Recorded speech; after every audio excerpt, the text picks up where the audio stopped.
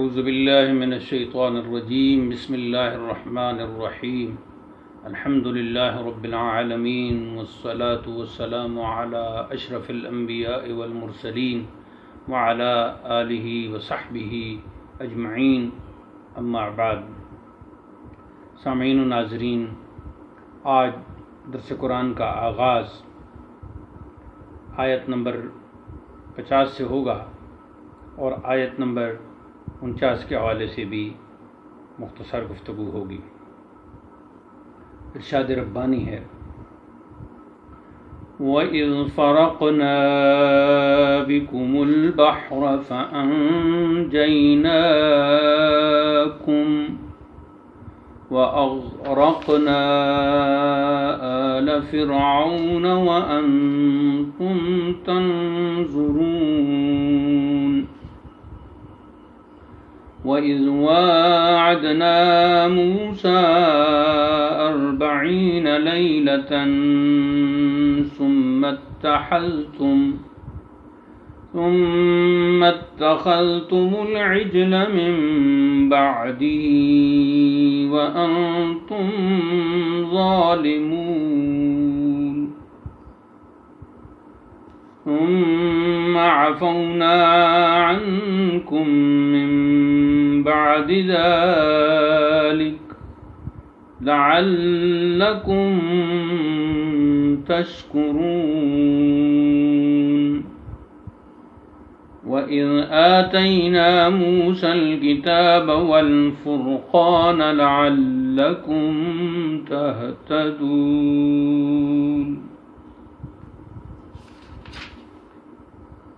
اور یاد کرو جب ہم نے تمہارے لیے دریا کو پھاڑ دیا تو ہم نے تمہیں بچا لیا، فرعون والوں کو ڈبو دیا، وَأَنْتُمْ تَنْظُرُونَ اور تم دیکھ رہے تھے، یعنی تمہارے سامنے ڈبو دیا۔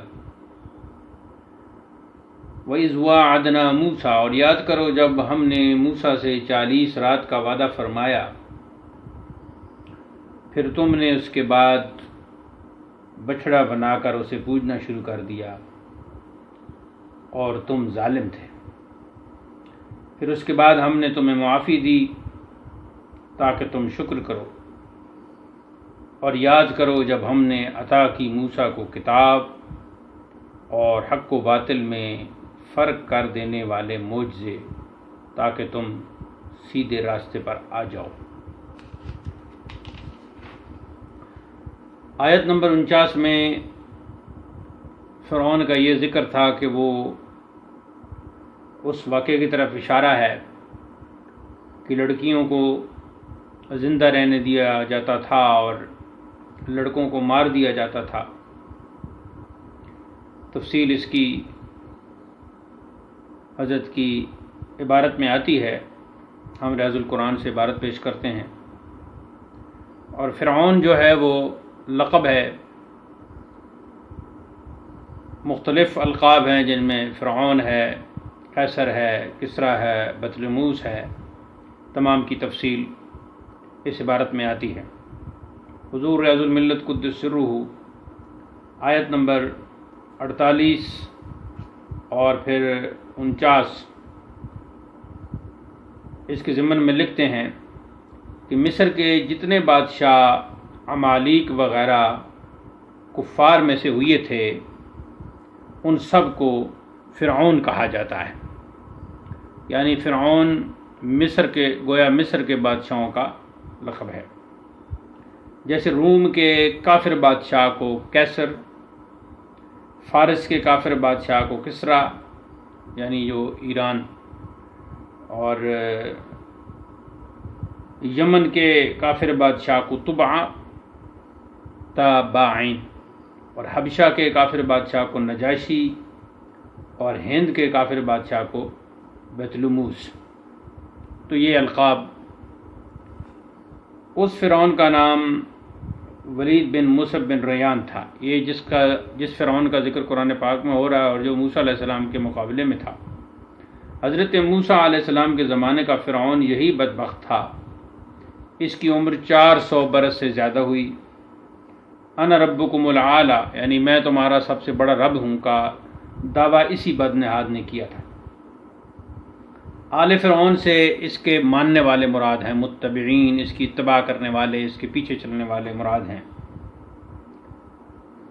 بنی اسرائیل کے بچوں کو ذبح کرنے کا باعث فرعون کا وہ خواب ہوا جس میں اس نے دیکھا تھا کہ بیت المقدس، اس کو بیت المقدس بھی پڑھ سکتے ہیں، بیت المقدس کی طرف سے آگ آئی ہے جس نے مصر کو گھیر کر تمام قبطیوں کو جلا ڈالا ہے، اور بنی اسرائیل کو کچھ ضرر نہیں پہنچا۔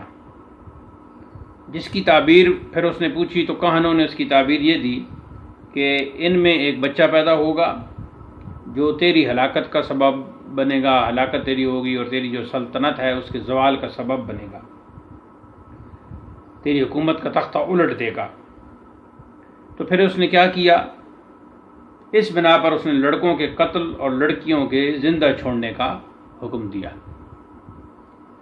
یہ جو ہے کہ یذبحون ابناءکم ویستحیون نساءکم، یہ اسی طرف اشارہ ہے۔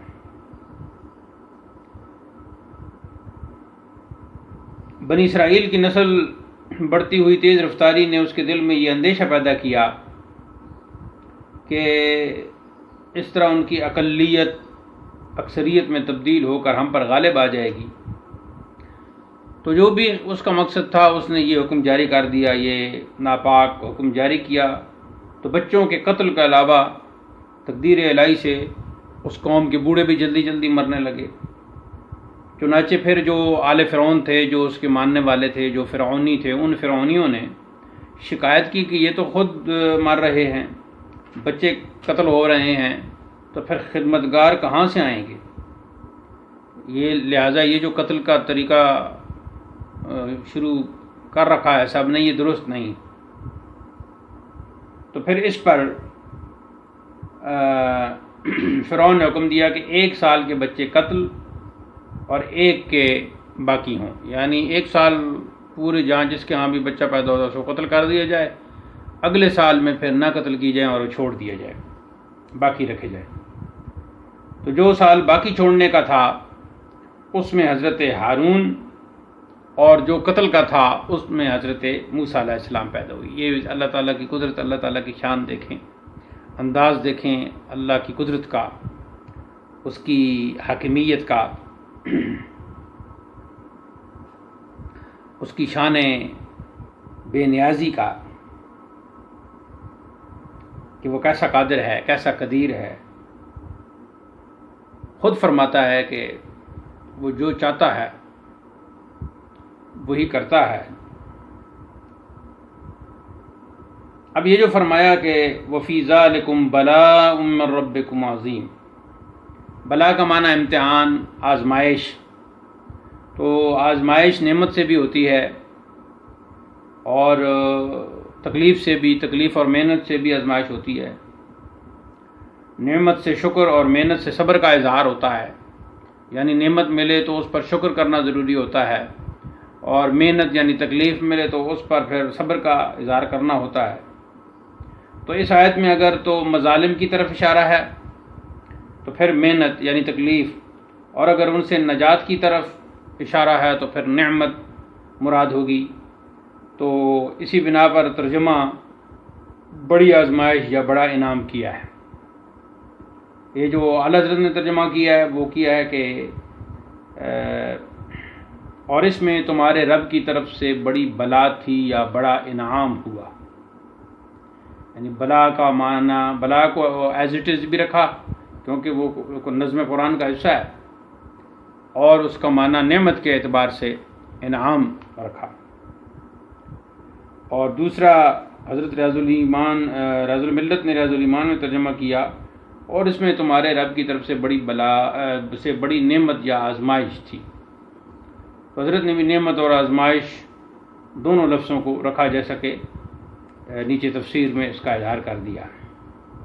اب اگلی آیت میں دریا کے پھاڑنے اور وہ نجات ملنے کا جو واقعہ تھا وہ بیان ہو رہا ہے کہ فرعونیوں کی سزا سے نجات پہلی اور دریا کا راستہ دینا یہ دوسری نعمت ہے۔ تو اس رکوع کے آخر تک ان 10 نعمتوں کا بیان ہے جو بنی اسرائیل کے بزرگوں کو ملی تھی۔ تو پھر ارشاد ہو رہا ہے کہ وہ وقت یاد کرو جب تم دریائے نیل یا کلزم کے قریب پہنچے اور فرعون نے تمہارا تعاقب کیا، اور اس وقت تم سخت مایوس اور سراپا حسرت و افسوس ہو گئے، تب ہم نے تمہاری مدد کی اور دریا کو چیر پھاڑ دیا، تم بے دھڑک پار ہو گئے۔ تو وہ بہت اونچے اونچے پہاڑ، اور آج کل بھی اس کی جو ہے تصویریں ملتی ہیں، ویڈیوز بھی بعض دستیاب ہے، آپ دیکھ سکتے ہیں۔ تو اس میں بڑا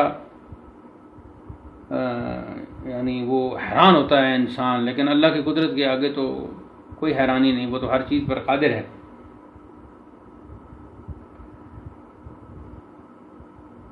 اور دریا کو چیر پھاڑ دیا، تم بے دھڑک پار ہو گئے۔ فرعون کو بما لشکر ڈبو دیا، تو تم ان کو 3 دن تک پانی پر بہتا ہوا دیکھتے رہے۔ اس زمانے میں دریائے نیل بحر کلزم کے ساتھ بہتا تھا، اور یہ بات تفسیر عباسی کے حوالے سے کی۔ اور پھر اگلی آیت، جب موسیٰ علیہ السلام کا چلہ 40 دن کا کوہ طور پہ جانا، تو اس کی تفسیر میں حضرت لکھتے ہیں کہ یاد کرو جب ہم نے موسیٰ علیہ السلام سے وعدہ فرمایا کہ کوہ طور پر ایک چلہ کیجئے تو تم کو تورات ملے گی۔ وہ گئے اور پیچھے، اور انہوں نے بچڑا بنا لیا اور پھر اس کی پوجا کرنے لگے۔ تو اس سارا وہ واقعہ، ہارون علیہ السلام اگرچہ موجود تھے لیکن ان کی ایک نہ سنی گئی، تو اس کا فرما رہے ہیں کہ یاد کرو، اور تم نے بچڑا بنا کر اس کو پوجنے لگے، لہذا تم بڑے ظالم ہو۔ یہ اس میں یہ اشارہ ہوگا، ثم اتخذتم العجل من بعدہ وانتم ظالمون، یعنی تم ظالم تھے، حد سے گزر گئے، اپنی حدود سے تم نے تجاوز کیا۔ پھر جب موسیٰ علیہ السلام واپس آئے تو پھر انہوں نے توبہ کی، پھر اللہ تعالیٰ نے معاف فرمایا۔ تو اگلی آیت میں اس طرف اشارہ کیا کہ ثم عفونا عنکم، پھر اس کے بعد ہم نے تمہیں معافی دے دی تاکہ تم شکر کرو۔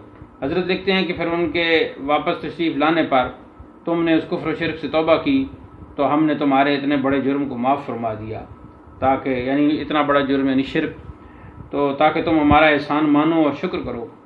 تو دوسری آیت کے مطابق پہلے 30 راتوں کا وعدہ تھا، پھر بڑھا کر 40 پوری فرما دی، جو اب اس سے جو معلوم ہوتا ہے کہ چلہ کا جو ہے اس سے جواز معلوم ہوتا ہے۔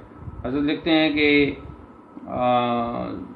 ذکر الہی اور یاد خداوندی میں خلوت گزینی اور چلہ کشی کرتے ہیں جو لوگ، ان بزرگان دین کے اس فعل کا جائز ہونا اس آیت کریمہ سے بخوبی ثابت ہو رہا ہے۔ اب یہ وعدہ کب تھا، کس مہینے میں تھا؟ تو فرمایا کہ یہ وعدے کا زمانہ ذوالقعدہ کا پورا مہینہ اور ذوالحجہ یا ذوالحجہ کے 10 دن تھے، اور یہ واقعہ فرعونیوں سے نجات پانے کے بعد پیش آیا۔ اور کتاب سے مراد کیا ہے؟ تو اس کتاب سے مراد تورات، اور یہ جو فرقان کا لفظ استعمال کیا، اس کا یعنی حق و باطل میں فرق کرنے والے معجزے مراد ہیں۔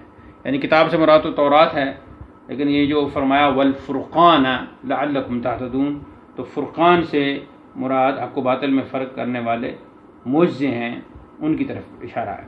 ارشاد ہے کہ تم نے احسان نہ مان کر اپنا ہی نقصان کیا، مگر ہم نے درگزر کی تاکہ تم ہماری رحمت کا شکر ادا کرو۔ اور پھر ظاہر ہے کہ شکر گزاروں کی نعمتوں میں اضافہ ہوتا ہے، جیسے لئن شکرتم لازیدنکم دوسری جگہ ارشاد فرمایا۔ اب یہ جو فرق کرنے والی کتاب ہے، معجزے ہیں اور کتاب سے مراد تورات ہے، تو اس کی تفسیر میں حضرت لکھتے ہیں، اور جب ہم نے حضرت موسیٰ کو حق و باطل میں فرق کرنے والی کتاب عطا فرمائی اور وہ لے کر آئے تو تمہیں گوسالہ پرستی میں مشغول پا کر سخت رنجیدہ ہوئے۔ گوسالہ یعنی وہ بچڑا جو تھا، گوسالہ پرستی اس بچڑا کی پوجا، اور وہ سونے کا بنایا گیا تھا۔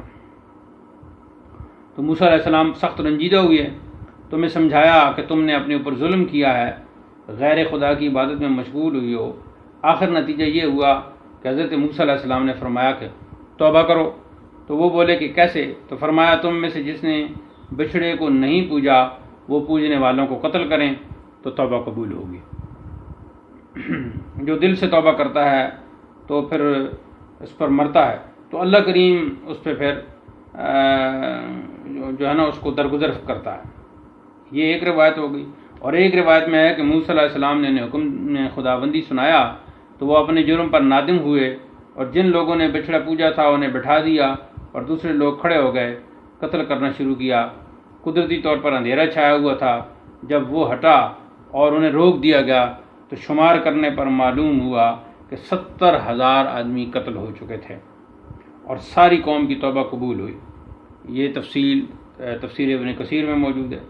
اور وہ بچڑا جو تھا جیسا کہ ہم نے پہلے عرض کیا کہ سونے کا تھا اور جواہرات سے مرصع بنا کر سامری نے قوم سے کہا تھا کہ یہ تمہارا معبود ہے. جس نے بنایا تھا اس نے کہا تھا کہ یہ ہے تمہارا معبود, تم اس کی پوجا کرو, اس کی عبادت کرو. ایک ماہ حضرت موسیٰ کا انتظار کر کے وہ لوگ, پہلے تو حضرت موسیٰ علیہ السلام کا انتظار ہوتا رہا لیکن پھر سامری کے بہکانے پر وہ لوگ اس کی پرستش کرنے لگے تھے. اور ہارون علیہ السلام جنہیں حضرت موسیٰ کلیم اللہ نے خلیفہ اپنا بنایا تھا, اس دوران میں خلیفہ بنا کر چھوڑا تھا اور 12,000 آدمیوں کے علاوہ تمام بنی اسرائیل نے ان کی پرستش کی تھی. تو پھر توبہ کی صورت میں صبح سے شام تک, تو یہ جو آگے اس کا ذکر تفصیل سے آ رہا ہے, تو شام تک فقتلوا انفسکم عمل کر, یعنی اپنے آپ کو قتل کو پر عمل کرتے ہوئے 70,000 قتل ہو گئے. تو حضرت موسیٰ اور ہارون علیہ السلام نے نہایت زاری سے یعنی روتے ہوئے خدا تعالیٰ کی بارگاہ میں التجا کی. وحی آئی کہ جو قتل ہو چکے وہ شہید اور باقی مغفور ہیں. تو یہ بھی اللہ تعالیٰ کی خاص ان پر عنایت ہوئی, یعنی قاتل بھی جنتی مقتول بھی جنتی. اس واقعہ میں جملہ اہل اسلام کے لیے عبرت ہے اور غور کا مقام ہے کہ حضور سرور کائنات کے وسیلہ جلیلہ سے آپ کی امت پر کتنا کرم ہے. ہزاروں گناہ کریں پھر بھی صرف دل اور زبان سے توبہ کر ڈالیں تو بخشش نصیب ہو جائے. کوئی جا توبہ کرتے وقت جانوں کا نذرانہ پیش کرنا, یعنی ان کی توبہ کا کتنا مشکل اور عجیب انداز تھا, اور کجا دل سے نادم ہو کر زبان سے توبہ کر لینا. تو امت پر یہ کرم سب صدقہ ہے حضور اکرم سید عالم صلی اللہ تعالی علیہ وآلہ وسلم کا. تو اب اس بچڑے کی بات اور یہ سارا جو مضمون ہے یہ آگے جا رہا ہے, آیت نمبر 54, اور پھر اس کے بعد اللہ تعالیٰ کے دیدار کی ڈیمانڈ موسیٰ علیہ السلام سے قوم کی طرف سے. تو یہ ساری باتیں اگلے درس میں انشاءاللہ آئیں گی, اور اگلا درس پھر اللہ تعالیٰ کو ہی معلوم ہے کہ یہ کب نشست ہوگی. اللہ تعالیٰ ہمیں قرآن پاک پڑھنے کی اور سمجھنے کی اور اس پر عمل پیرا ہونے کی توفیق عطا فرمائے. بیان کرنے میں کسی قسم کی کوئی فروگزاشت ہوئی ہو, جتنے بھی دروس یہ آپ کی خدمت میں پیش کیے گئے, تو اللہ تعالیٰ اس پہ قلم عفو پھیرے اور ہمیں قرآن مجید کی تلاوت کے اجر سے مالا مال فرمائے. وآخر دعوانا ان الحمد للہ رب العالمین.